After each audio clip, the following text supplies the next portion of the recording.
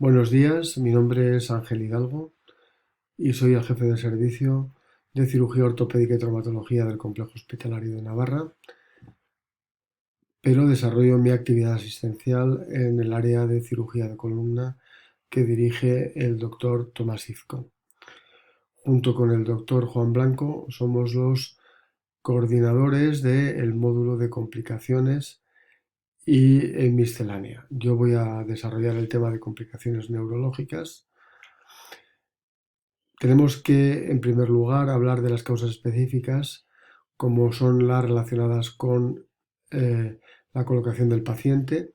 Es imprescindible realizar una colocación adecuada del paciente, evitando la compresión de excrescencias óseas.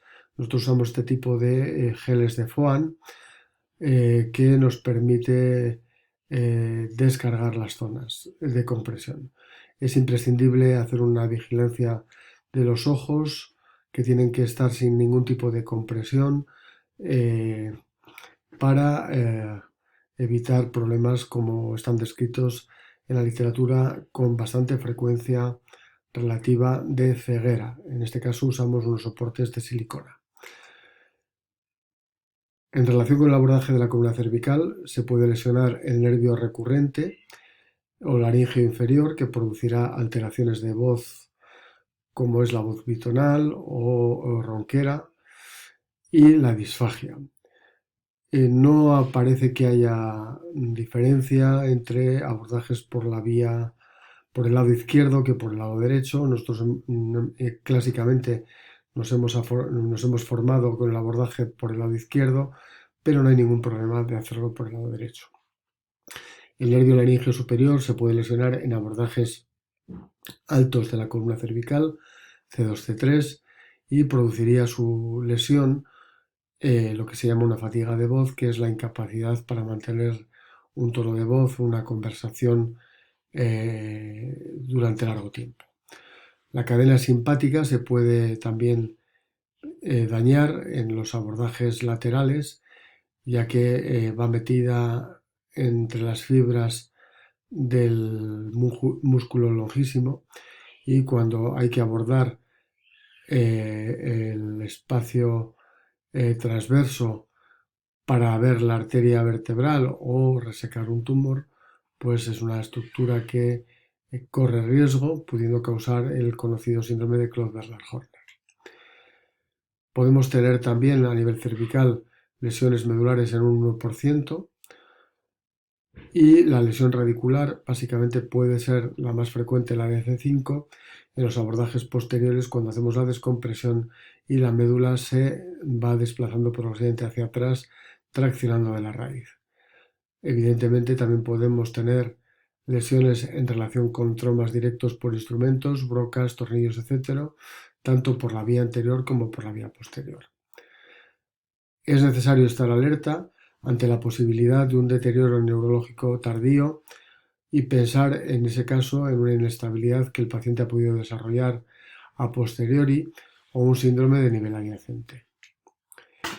En relación con el abordaje de la columna torácica, poco que decir, salvo que es necesario evitar la vía posterior pura.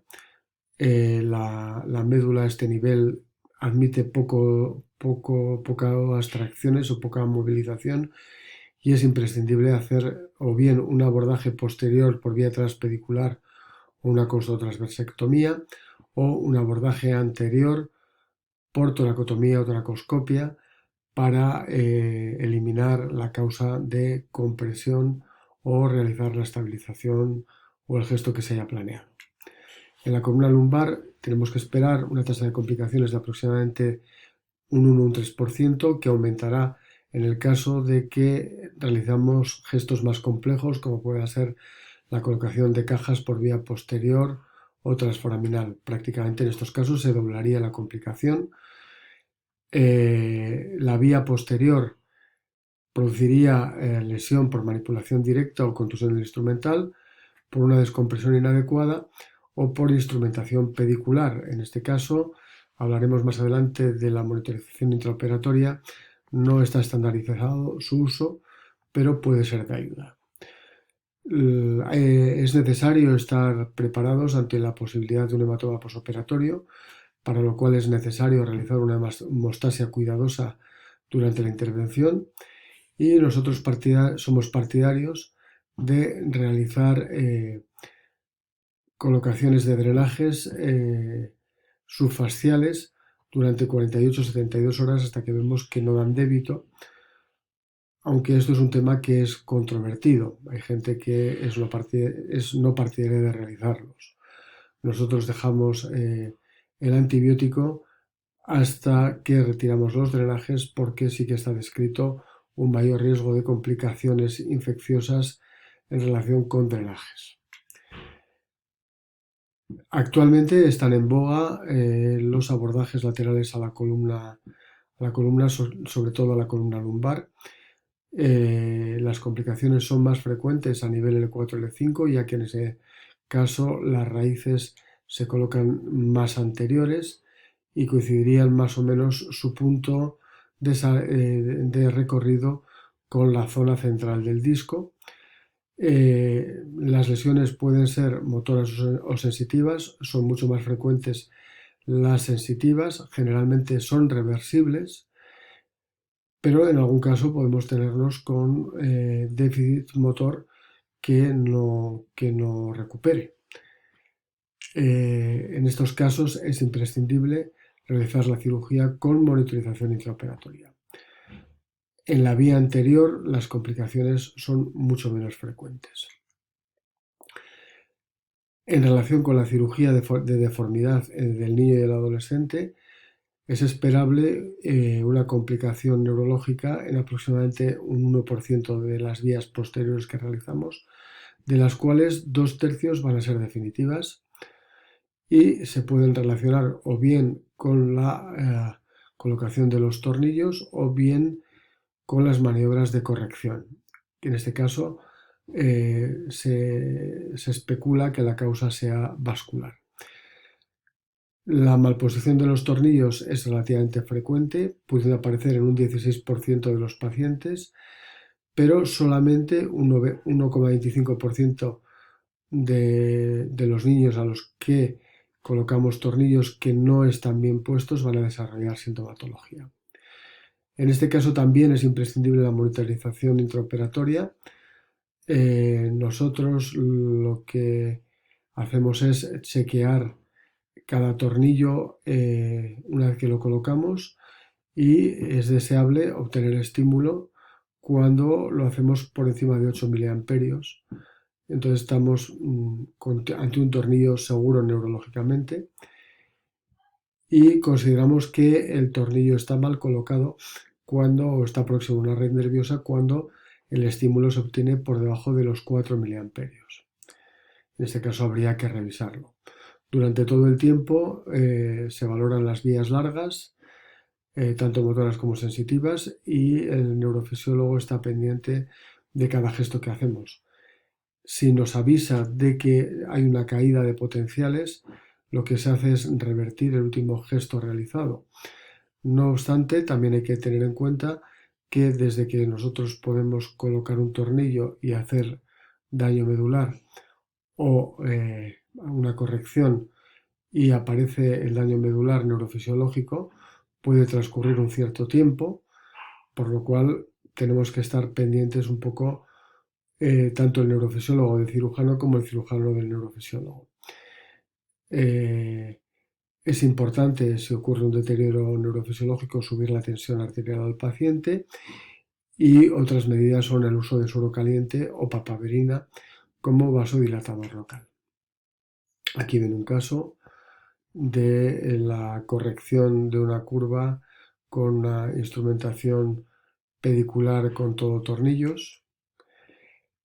En la cirugía de la deformidad del adulto, por otra parte, las complicaciones son las mismas, pero en mayor porcentaje, ya que nos encontramos ante pacientes que tienen unas deformidades rígidas que nos obligan a corregir tanto el plano coronal como el plano sagital con medidas más agresivas que pueden incluir osteotomías, vertebrectomías, etc. Aproximadamente un 7% de estos pacientes están en riesgo de tener una lesión neurológica. Aquí ven un caso con una deformidad coronal y sagital, las fotos clínicas y la corrección quirúrgica con un sistema mixto de tornillos y de barras. Las lesiones durales propiamente se pueden producir en relación con las fracturas.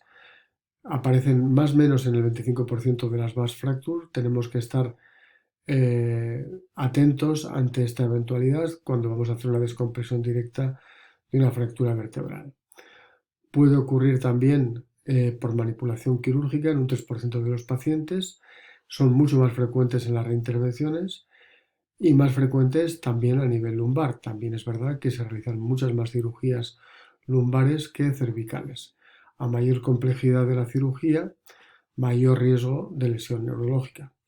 A nivel cervical se produce sobre todo en casos de osificación del ligamento vertebral común posterior.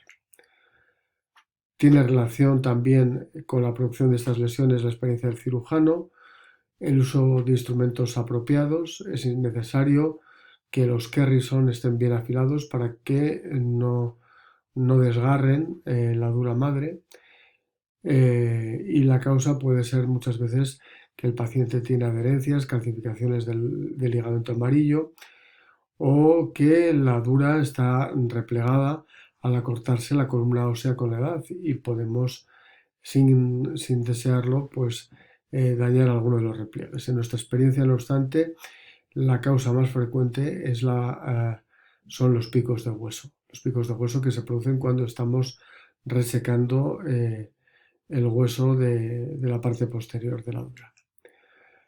Tenemos unas maniobras de protección, ya nos hemos referido a ellas, con el uso de instrumentos afilados y en buen estado. Es necesario, antes de realizar ningún gesto a nivel discal, por ejemplo, identificar las estructuras anatómicas. Para ello, lo mejor es proceder desde sano. En este caso, nosotros somos partidarios de localizar el foramen, identificar bien la raíz y desde ahí trabajar hacia proximal.